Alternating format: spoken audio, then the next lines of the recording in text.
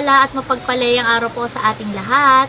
Ngayon po tayo ay nasa panahon ng Semana Santa. Kaya naman for today's vlog po, isi-share ko sa inyo ang ilan sa mga kaganapan at activities bilang bahagi ng paggunita ng Semana Santa dito sa aming bayan. Panoorin po natin ito. At bilang pakikisa natin at pakikibahagi ay makakasama ko ang ilang miyembro ng Team Itik para sa Visita Iglesia. Dito lamang po sa aming area. Tara, samahan niyo kami. Ayan, ready na. Ready na. Aba, maganda yung iyong t-shirt. Yes. EK Villanueva, minimalist. Ayan, ready na. At syempre, medyo mainit ngayon, kaya meron akong pa-sunscreen sa inyo. Wow. Get one, get one. Wala ko get. One lang talaga. Thank you po. Para magkasya o share kayo ni Kanina Ate Mahal. kay Ate Sen. Ito naman ay kay Bunso. Oo. Kanina nandito sa kanila, duman ako sa bayan. Tumitingin niya ako ng Thank you sun po, protection. Ate Ay, ito lang pala yun. Welcome. Ako po yung naligo, kakalabas ko lang kailangan. Why? Ako kailangan. Thank you po. Tara, kami po ay magbibisita iglesia. So, nandito po kami sa aming unang simbahan na napuntahan dito po sa Barangay Katablingan. Dito rin po ito sa General Market. Hindi na po kami papasok sa loob. Ito na lang po kami sa labas.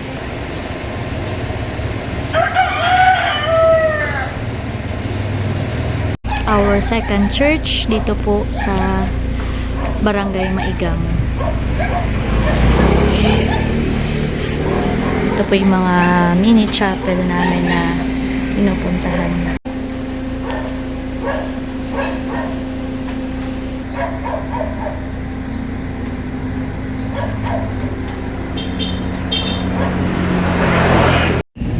Nandito naman po kami ngayon sa chapel dito po sa Binulasan. Ito po ay dito sa Infanta Quezon.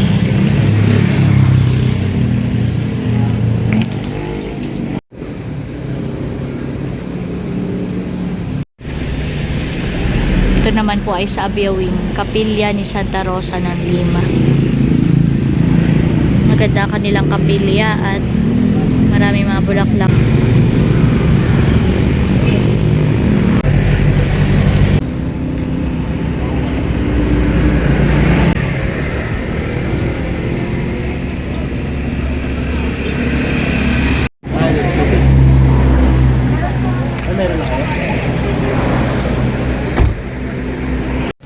Ngayon naman nandito po kami sa St. Mark Cathedral. Dito po ito sa Infanta Quezon.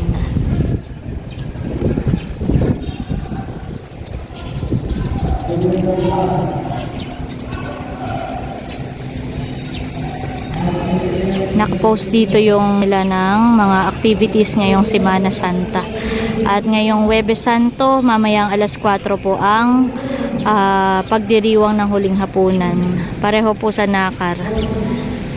Kaya sakto mamaya po ay nasa Nakar din po ako.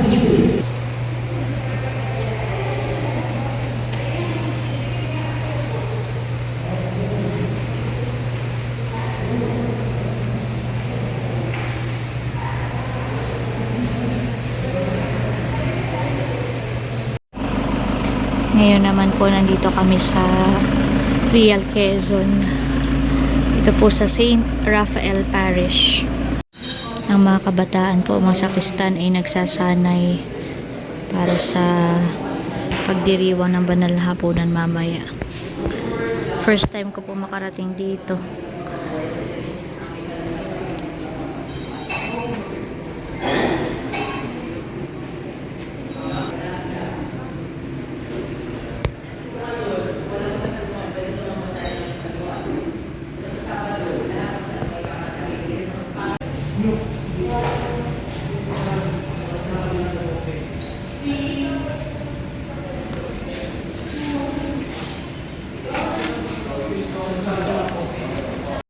Ang maganda po dito sa St. Raphael Parish, talagang siya po medyo nasa bundok, kaya mapuno.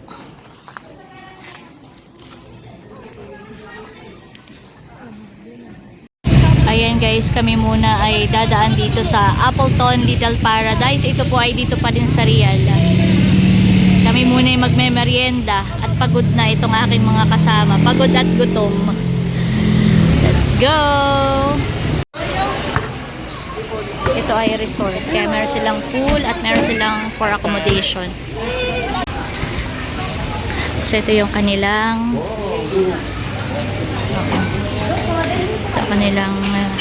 dine-in po.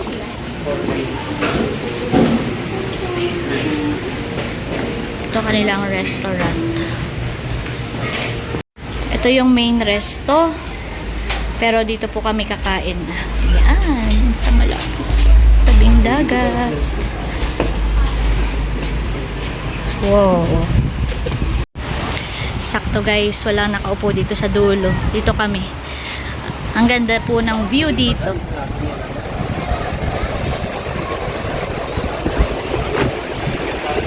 Ang ganda ng view. Thank you so much. Oo, gasangan. So like, actually, first to behavior and actually may sinabi na kanina. Sinabi ko doon tayo sa Appleton. Sabi ko sa mga resort. Sabi mo, wag sa resort. Oo. Ako mayroong napanood sa vlogger. Ay, para masarap sa yung paligid. Ito din yun sa Appleton. So, first time nyo ba dito? Yes. Yun, okay. And you know what? I like the ambience and also the people around us. So very nice. Also the food. Wala pa, yan. No-order pa lang tayo ng food. Hinihintay lamang po namin yung aming order.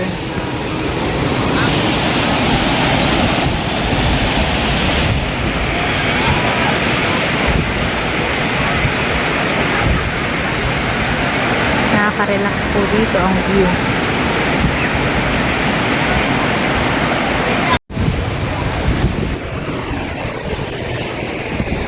Una na pong na-serve yung aming dessert. Sabi nga nila, life is short, eat dessert first. Yan. Sarap ng kanilang halo-halo. Ngayon kami po ay nag-start ng kumain. Kami po na may nakapag-pray na.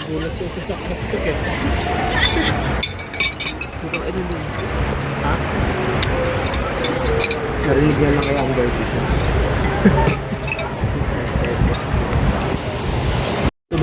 Dumating na rin po yung iba pa naming orders. Ay, pwede mo dito lagay.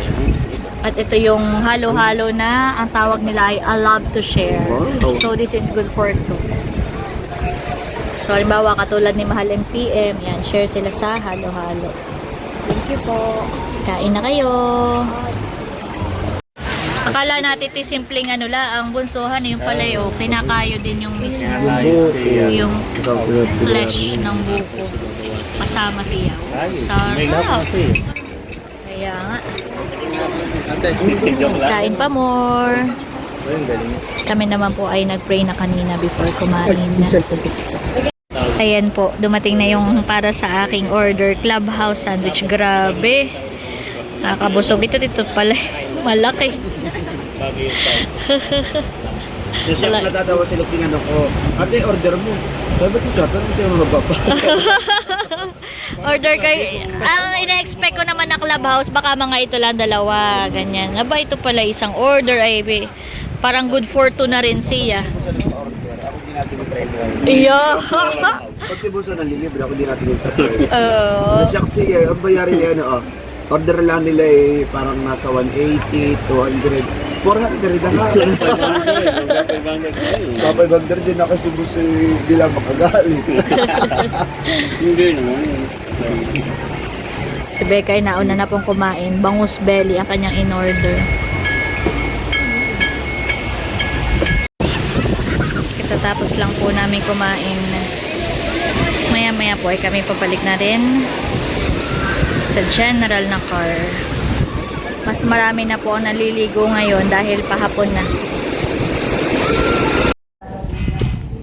At nandito na po kami sa St. Joaquin and St. Anne Church. Dito po sa bayan ng General na car ang aming simbahan. Parokya ni na po Ana at po Joaquin.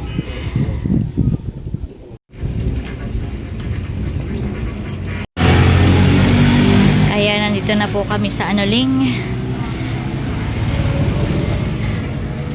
Thank you sa inyo sa pagsama sa Bisita Iglesia. Para nagkaroon tayo ng mini field trip na rin. Mini road trip pa. Thank you sa inyo at bibigay ko tong aking pasalubong for nanay and tatay. Nandito po sila. Yan. Hindi na po sila nakasama sa amin. Kanina ini-invite ko ay kami na lang daw. Pero dahil dyan, nanay, tatay, meron akong pasalubong. Ano yan? Pasalubong ko po sa inyo. Uy, ta. Pasalubong po namin. Pizza. Welcome po. Kumusta naman po kayo? Opo. Sige po. Kami nanay ay nakapitong simbahan. Hanggang Real lang naman po tatay. Dito po sa Nakar, tapos ay Infanta hanggang Real po. Ay kami po yung nagmerienda. Yan po ay take out namin para sa inyo. Welcome po.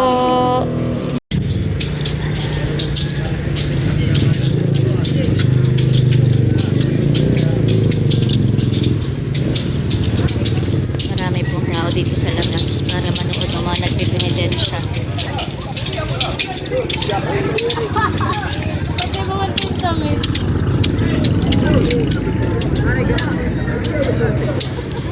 Pagkamat ito po ay hindi ine-encourage, lalo tigit ng simbahang Katolika, pero ito po ay patuloy na isinasagawa ng ilan nating mga kababayan dahil ito po ay naging bahagi na ng kultura.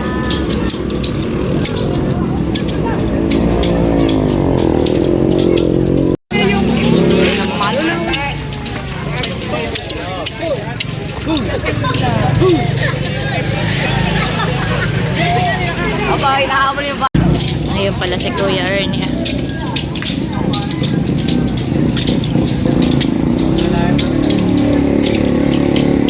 Ayun si tatay.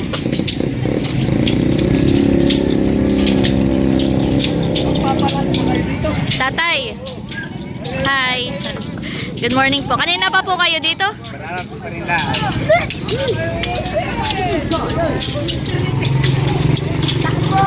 Tinanghali po ako nagising pero sila madaling araw pala nagsisimula na.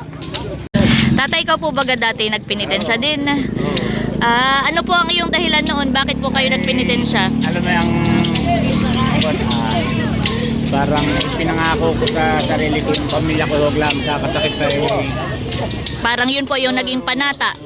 Mga panata. Yun ang mga panata ang tatanda ng araw ay. Opo. Parang 8 taong nagyabat din ang Pilipinas. Opo, para hindi po magkasakit ang buong pamilya. Ang ng araw. Opo. Halos taon-taon ay kami nasa pagamutan. Ayun ang Opo. parang sabi, inano ko sa Panginoon na sana huwag na magkasakit. Opo. Ito mo ngayon, mahabang buhay ng nanay yan. Opo, at saka kayo po ay natiling malakas. As tayo na, kami tatay, magkakapatid. Salamat tatay sa iyong panata. Kaya yan din po ang karamihang dahilan ng iba po ditong mga nagpepenitensya. Sila po ay namamanata para sa kanilang pamilya. Nauuhaw ko. May isang mangkok doon na puno ng maasim na alak. Itinubog nila dito ang isang esponja. Ikinabit sa sanga ng isopo at inilig sa kanyang bibig. Nang masisip ni Jesus ang alak ay kanyang sinabi. Naganap na. Iniyukayot niya ang kanyang ulo at nalagot ang kanyang hininga. Tayo magsilog.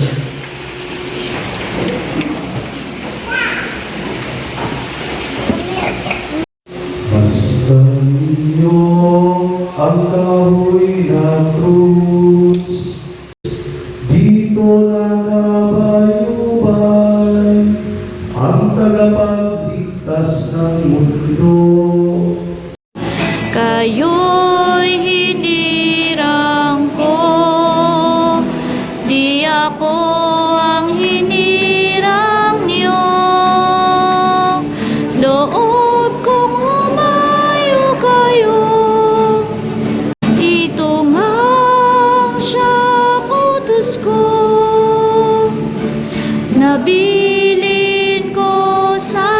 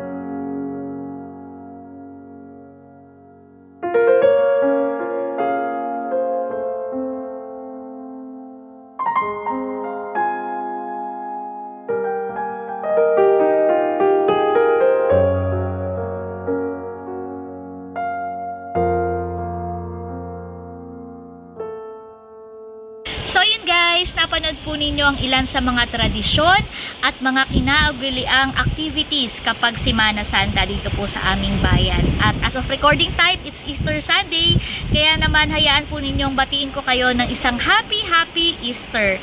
May the risen Christ bless us all. At syempre, sana po ay hindi lamang ngayong panahon ng Semana Santa natin maalalang magdasal, kundi gawin natin itong bahagi ng ating araw-araw na pamumuhay. Maraming pong salamat sa inyong patuloy na pagsuporta, hindi lang sa aking channel, kundi sa buong Team Hitik. Mag-ingat po kayo palagi at lagi po nating tandaan, patuloy tayong magmahal, patuloy tayong maging masaya dahil may kaliyan ka. Thank you for watching. God bless. Bye-bye!